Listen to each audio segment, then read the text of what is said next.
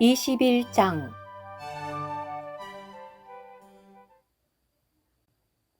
예수님께서 부자들이 헌금함에 예물들을 넣는 것을 쳐다보셨고 또 매우 가난한 어떤 과부가 2렙돈을 거기에 넣는 것을 보셨다.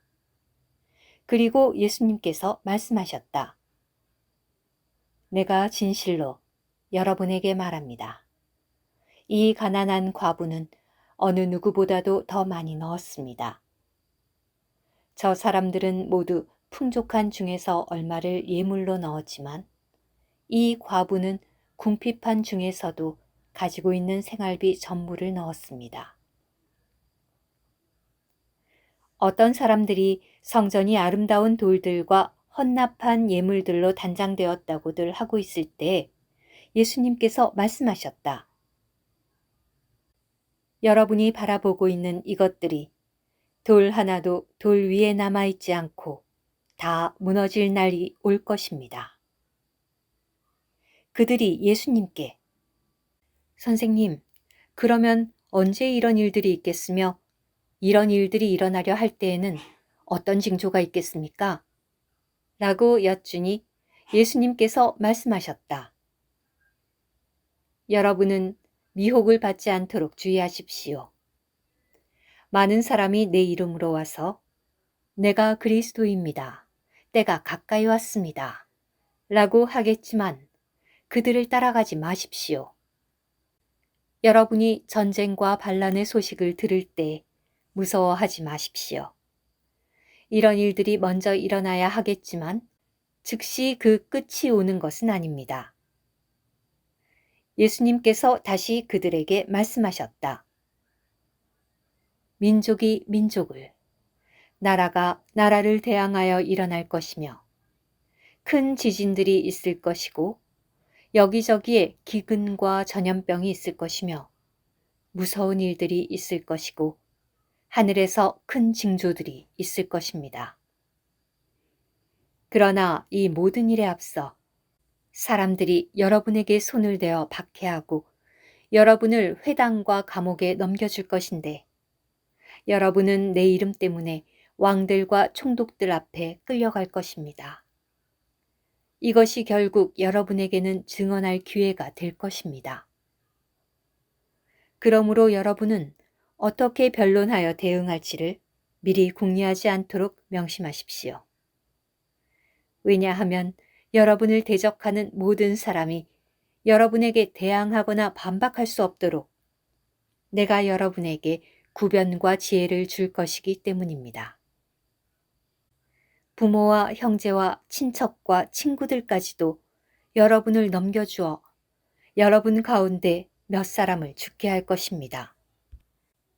또 여러분은 내 이름 때문에 모든 사람에게 미움을 받을 것이나 머리카락 하나도 잃지 않을 것입니다. 여러분의 인내로 여러분의 혼을 얻을 것입니다. 예루살렘이 군대에 포위되는 것을 여러분이 보거든 그 성이 황폐하게 될 때가 다가온 줄 아십시오. 그때 유대에 있는 사람들은 산으로 피신하고 예루살렘 안에 있는 사람들은 그곳을 빠져나가고 시골에 있는 사람들은 그 성에 들어가지 마십시오. 왜냐하면 그때는 성경에 기록된 모든 것이 이루어지는 징벌의 날들이기 때문입니다.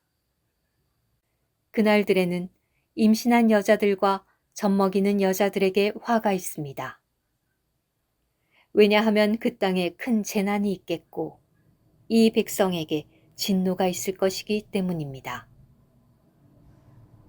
그들이 칼날에 쓰러질 것이고 모든 이방 나라에 포로로 끌려갈 것이며 예루살렘은 이방인들의 때가 차기까지 이방인들에게 짓밟힐 것입니다.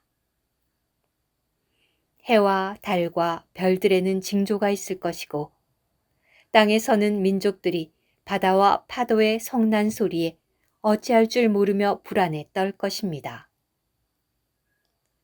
사람들은 세상에 닥쳐올 일들을 예상하고 무서워서 기절할 것인데 왜냐하면 하늘의 능력들이 흔들릴 것이기 때문입니다.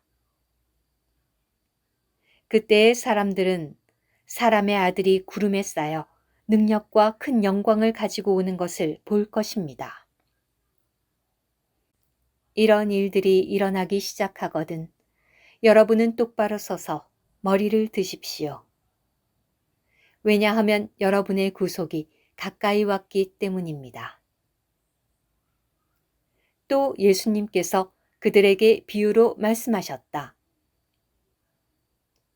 무화과 나무와 모든 나무를 보십시오. 움이 돋으면 여러분이 그것을 보고는 여름이 벌써 가까운 줄을 스스로 알게 됩니다. 이와 같이 여러분도 이런 일들이 일어나는 것을 보거든 하나님의 왕국이 가까운 줄을 아십시오. 내가 진실로 여러분에게 말합니다. 이 세대가 지나가기 전에 모든 일이 반드시 일어날 것입니다.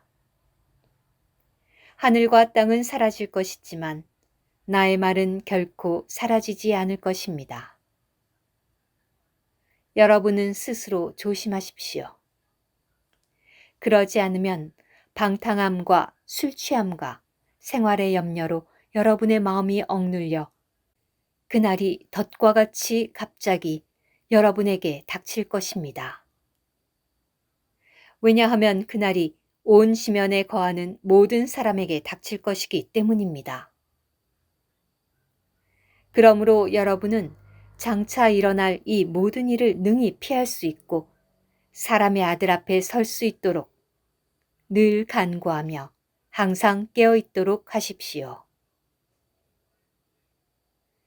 예수님께서 낮에는 성전에서 가르치시고 밤에는 성 밖으로 나가시어 올리브 산이라 불리는 산에서 머무셨는데 백성이 모두 말씀을 들으려고 성전에 계신 예수님께로 이른 아침부터 모여들었다.